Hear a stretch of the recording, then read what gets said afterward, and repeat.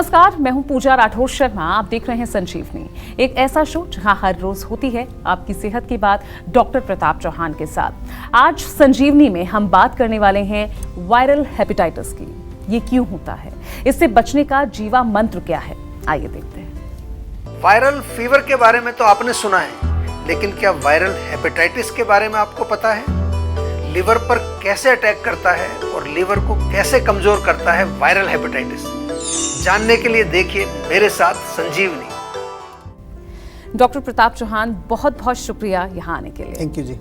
तो doctor Chauhan, viral hepatitis जी, ये होता क्या है? देखिए, अच्छा विषय लिया आप। सारे विषय बड़े अच्छे लेते हैं। और वायरल हेपेटाइटिस जैसे एक नाम से आपको समझ में आता है, एक प्रकार का ये लिवर का इन्फेक्शन है। जैसे वायरल शब्द आपने सुना है, वायरस आपने आजकल नाम सुना होगा, तो वायरल का मतलब होता है कि कोई भी वायरस जब आपके अंदर जा कर के वो इन्फेक्शन पैदा करे। और क्योंकि दूसरा शब्द इसमें हेपेटाइटिस है, हेपेटाइटिस को हम सरल भाषा में लिवर से जोड़ते हैं, और लिवर में जब सूजन आ जाती है उसको कहते हैं हेपेटाइटिस। तो सिंपल भाषा में वायरल हेपेटाइटिस क्या हुआ, वायरस के कारण, अंदर इन्फेक्शन के कारण आपके लिवर में जब सूजन आ जाए उसको हम कहते हैं वायरल हेपेटाइटिस, इन्फ्लेमेशन जब हो जाती है।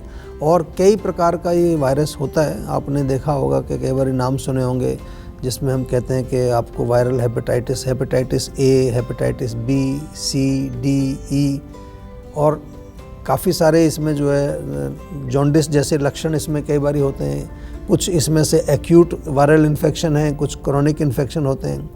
आयुर्वेद की भाषा में अगर हम समझने की कोशिश करें तो आयुर्वेद में थोड़ा हम जाते हैं जब, तो वहाँ लिवर का वर्णन किया है यकृत के नाम से। और एक रोग आता है कामला, कामला नामक जो रोग है ये लिवर का, इसमें कई तरह के जो लिवर के जो रोग होते हैं उनको हम कंपेयर कर सकते हैं इसमें। और लिवर जब ख़राब होने लगता है, यानी कि लिवर के अंदर डैमेज होने लगता है, लिवर क्योंकि हमारे शरीर का एक बहुत ही इम्पॉर्टेंट ऑर्गन है, इसे लाइटली बिल्कुल नहीं लेना चाहिए। जैसे ही आपको कुछ भी जो है लक्षण, सिम्टम्स दिखाई दें, तुरंत आपको क्या करना है, सेहत का नंबर डायल करना है। और क्या होते हैं वो लक्षण, उनके बारे में भी बताएंगे। किस तरह से आप अपने लिवर की देखरेख आयुर्वेद से जुड़ करके कर सकते हैं, इसके बारे में भी बताएंगे। क्योंकि लिवर को स्वस्थ रखना वो एक आयुर्वेद में एक बहुत ही इम्पॉर्टेंट उसका एक डिस्क्रिप्शन है। और जैसा आपको मालूम होगा कि बहुत सारी औषधियाँ लिवर के लिए अवेलेबल नहीं हैं आजकल मॉडर्न साइंस के अंदर, तो आयुर्वेद में ही आपको आना पड़ता है अल्टीमेटली। लेकिन जब आप देर से आते हैं, जब लिवर डैमेज हो चुका है, सिरोसिस हो चुका है, डॉक्टर ने आपको ट्रांसप्लांट बता दिया है, पेट में पानी भर गया है, तब बड़ा मुश्किल होता है। इसलिए थोड़ा सा ध्यान से सुनिए क्या क्या इसके लक्षण हैं, कैसे पहचानेंगे कि आपको कोई लिवर की प्रॉब्लम हुई है। और जैसे ही आपको ये लक्षण नज़र आते हैं, आपको तुरंत जीवा में संपर्क करना है, ताकि हमारे डॉक्टर्स आपके रोग को समझ करके और उसका आयुर्वेदिक उपचार आपको बता सकें। टमाटर खाना फायदेमंद है या नहीं, जानिए सेहत की संजीवनी में, लेकिन अब से थोड़ी देर में। डॉक्टर चौहान, वायरल हेपेटाइटिस के लक्षण क्या होते हैं? जी, अच्छा प्रश्न है, क्योंकि जब ही हम बता रहे हैं कि लक्षणों को जरूर समझना चाहिए। लिवर में जब कोई भी रोग होता है तो सबसे सिंपल और सबसे मेन लक्षण होता है कि आपको भूख कम लगने लगती है, कई बार भूख बिल्कुल ही बंद हो जाती है। इसके अलावा शरीर में थकान महसूस करना, कमजोरी महसूस करना, दिन भर सुस्ती बनी रहती है या नींद आती रहती है, कोई भी काम करने की इच्छा नहीं होती, कभी कभार जी में चलाता है, नौसिया जिसको कहते हैं, जैसे वॉमिटिंग आने वाली है, उबकाई जैसे लोग कहते हैं, उबकाई आ रही है मुझे। और कभी कभी पेट में कुछ लोगों को दर्द भी होता है, लिवर के एरिया में कई बार पेन हो जाता है, लूज मोशंस ये भी इसका एक लक्षण है, कई बार डायरिया हो जाता है, जोड़ों में दर्द।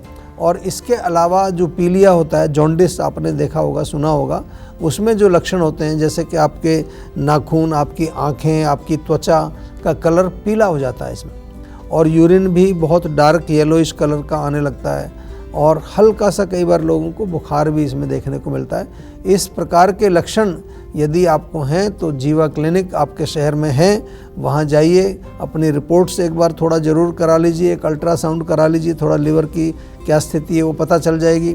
एक LFT यानी कि लिवर फंक्शन टेस्ट होता है, जिसमें लिवर के एंजाइम्स के बारे में रिपोर्ट आती है, वो भी एक टेस्ट ज़रूर करा लीजिए, ताकि आपको किसी तरह का भी कोई संशय ना रहे।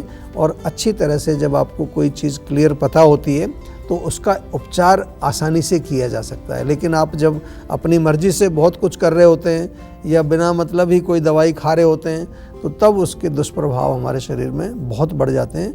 आयुर्वेद में लिवर के लिए बहुत अच्छा उपचार है, कोई घबराने की ज़रूरत नहीं है। लिवर की कोई भी समस्या आपको हो उसके लिए आप ज़रूर आयुर्वेद से जुड़िए।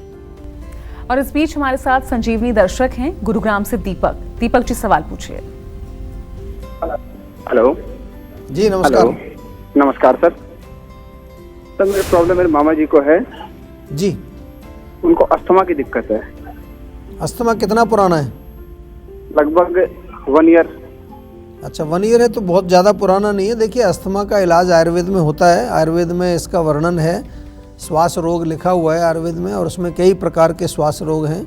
तो समझना ये है कि जो लंग्स में उनको प्रॉब्लम आई है वो किस तरह की प्रॉब्लम है। कोई बलगम वहाँ पर जम गई है, कोई सूजन आ गई है, या फिर कोई किसी तरह का लंग्स का कोई हिस्सा कमज़ोर हो गया है, कुछ चीज़ हार्ड हो गई है, खांसी आती है कि नहीं आती है, खांसी आने पर किस तरह का उनको रिलीफ मिलता है, ये तमाम प्रश्न हमें पूछने पड़ते हैं। हमारे यहाँ ऐसा नहीं है कि आपने रोग का नाम बताया हमने दवाई लिख दी, रोग के कारण को समझना पड़ता है। लेकिन अभी मैं आपको छोटा सा एक नुस्खा बताना चाहता हूँ यहाँ पर। एक आपकी रसोई में 3 चीज़ें इजीली मिल जाएंगी आपको, सौंठ, काली मिर्च और हल्दी, तीनों का पाउडर बराबर बराबर मात्रा में लेके मिक्सचर बना लीजिए और इस मिक्सचर में से आधा चम्मच सुबह आधा चम्मच शाम को गुनगुने पानी से सेवन करें। उससे थोड़ा रिलीफ आना शुरू होगा, लेकिन प्रॉपर इलाज करना ज़रूरी है। 1 साल पुराना रोग है, थोड़ा सा टाइम लगेगा लेकिन उसमें बहुत अच्छा इम्प्रूवमेंट मिलेगा और मुझे उम्मीद है कि आयुर्वेद के तरीके से अगर इलाज करेंगे, सही तरीके से डाइट वगैरह लेंगे तो वो ठीक भी हो जाएंगे। टमाटर खाना फायदेमंद है या नहीं, जानिए सेहत की संजीवनी में, लेकिन अब से थोड़ी देर में। डॉक्टर चौहान, वायरल हेपेटाइटिस होने पर हमें किन बातों का ध्यान रखना चाहिए, किस तरह का हमें खान पान रखना चाहिए? जी देखिए, जो हमारा लिवर है सबसे इम्पॉर्टेंट है कि लिवर पर अधिक लोड नहीं डलना है, क्योंकि वो थोड़ा सा अभी एक तरह से वो बीमार है लिवर हमारा। कोई भी बीमार आदमी है उसकी शक्ति कम हो जाती है। तो विशेष तौर पर आपने सुना होगा कि अल्कोहल तो लिवर के लिए बहुत खतरनाक होती है, अल्कोहल का सेवन नहीं करा जाए। चाय कॉफ़ी इवन मैं तो मना करता हूँ कि कैफ़ीन जो होती है वो भी नुकसान करती है। किसी भी प्रकार का नशा जो होता है वो लिवर के लिए अच्छा नहीं है। और इसके अलावा जो भी केमिकल्स बॉडी में आप डाल रहे हैं, चाहे वो भोजन के माध्यम से डाल रहे हैं, चाहे किसी की चीज़ में प्रिजर्वेटिव डले हुए हैं, या फिर जो है आप कुछ केमिकल मेडिसिन्स का ही सेवन कर रहे हैं। बहुत सारी चीज़ें खाते रहते हैं लोग, दवाइयाँ बिना मतलब में, थोड़ा सा प्रॉब्लम हुआ तुरंत दवाई खा ली। ये सारी चीज़ें आपके लिवर पर जा कर के इसका गलत इम्पैक्ट डालती हैं। और यदि आप किसी रोग से पीड़ित हैं तो उसके लिए मैं इसलिए बार बार कहता हूँ कि एकदम से गोली की तरफ मत भागो, आयुर्वेद से जुड़ो। आयुर्वेद में बहुत सारी चीज़ें आपके किचन में अवेलेबल हैं। साथ में अगर लिवर को स्वस्थ रखना है आपको, अगर ये हेपेटाइटिस के आप पेशेंट हैं या लिवर का कोई रोग है, तो तली हुई चीज़ें बिल्कुल बंद कर दीजिए। मसालेदार तीखी चीज़ें या बहुत ज़्यादा गर्मी करने वाली जो चीज़ें हैं, मैदे से बनी चीज़ें, बेकरी आइटम्स भी आपको नहीं खाने। और लिवर में ख़ास तौर से देखा होगा आपने, जॉन्डिस जब होता है तो मिल्क प्रोडक्ट्स भी बंद कर देते हैं। कभी कभार हम छाछ अलाउड कर देते हैं, लेकिन दही, दूध, मलाई, मक्खन, पनीर वगैरह नहीं खाना है। नॉनवेज भी नहीं खाना, अंडा नहीं खाना है। गरिष्ठ भोजन का सेवन आपको नहीं करना चाहिए। और बहुत अच्छा रहेगा कि आप बिल्कुल हल्का फुल्का सुपाच्य भोजन जिसको हम कहते हैं, जिसमें कि बहुत कम स्पाइसेस, थोड़ा जीरा, धनिया, हल्दी, थोड़ा सा सेंधा नमक, ज़्यादा नमक का प्रयोग भी नहीं करना है।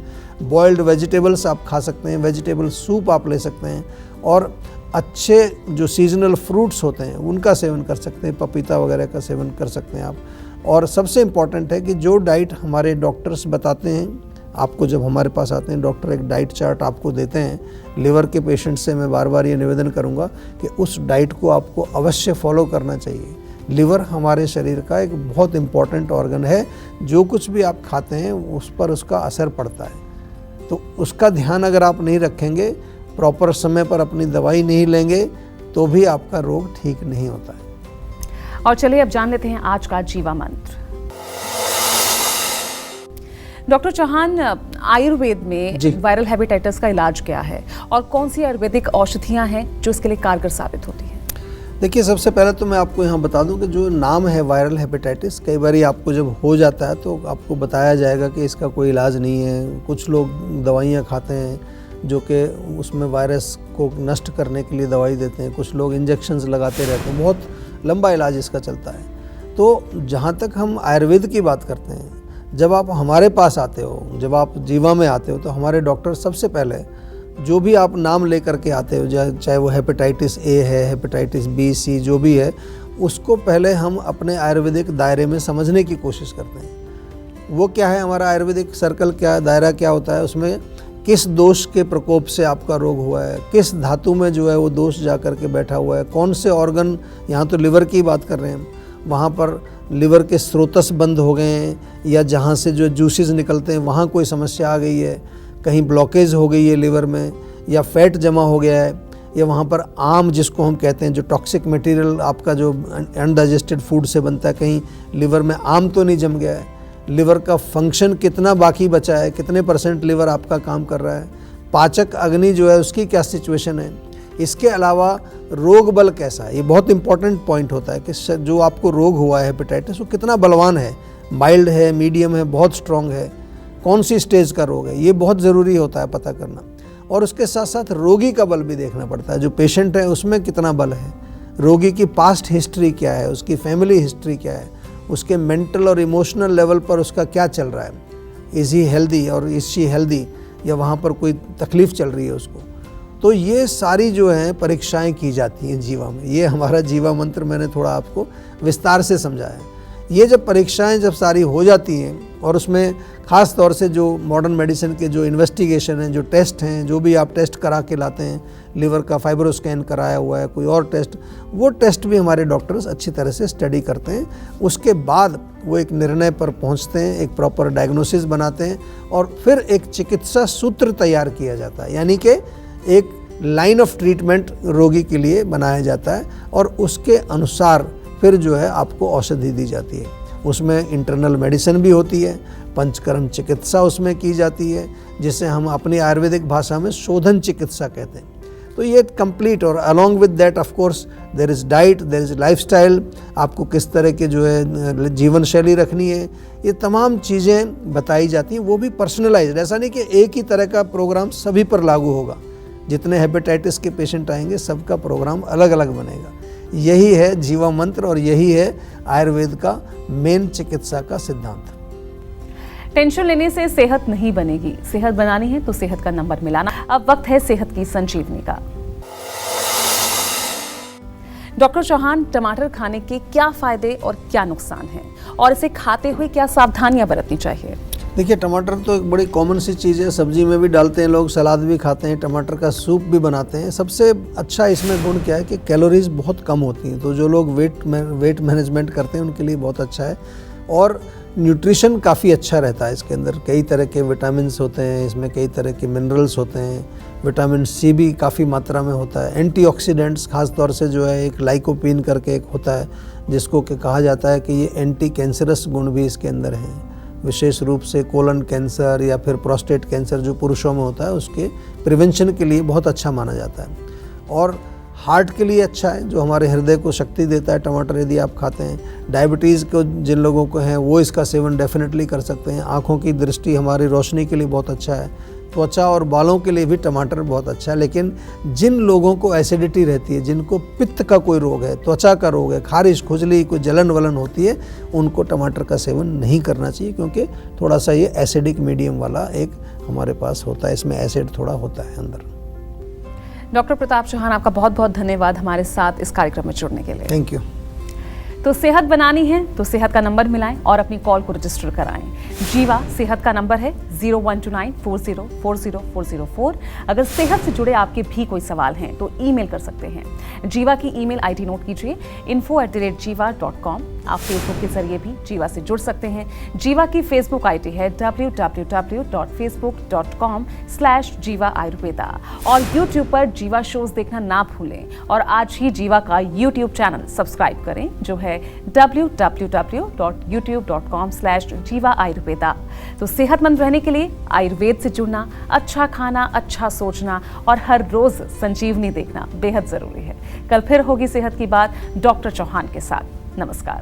नमस्कार, मैं हूं मानक गुप्ता। अगर आपको हमारा ये वीडियो पसंद आया हो तो इसे लाइक और शेयर जरूर करें, और हाँ, हमें सब्सक्राइब और फॉलो करना ना भूलें, ताकि आप देश और दुनिया की कोई खबर मिस ना करें।